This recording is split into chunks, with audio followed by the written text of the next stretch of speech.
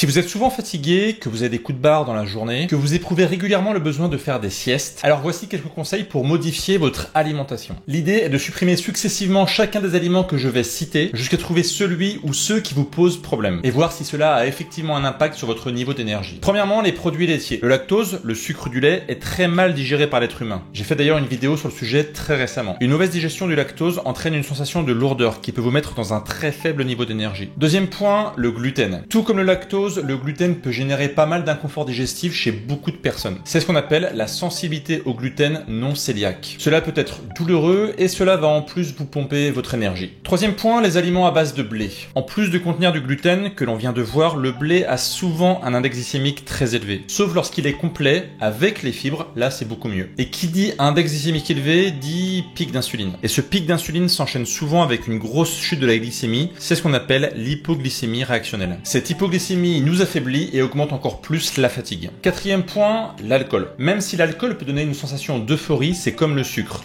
C'est temporaire. La digestion de l'alcool exige un gros effort de la part du foie, qui utilise beaucoup d'énergie pour traiter l'alcool. Sans parler du fait que l'alcool déshydrate et quand on manque d'eau, en général, on n'a pas un gros niveau d'énergie. Voilà pourquoi consommer de l'alcool donne souvent envie de dormir quelques heures après en avoir consommé. Pensez à aller faire un tour dans le premier commentaire ci-dessous pour plus de ressources gratuites. Et sinon, je publie tous les jours des conseils et des techniques pour reprendre la main sur votre santé. Pour être sûr de ne pas les louper, pensez à vous abonner.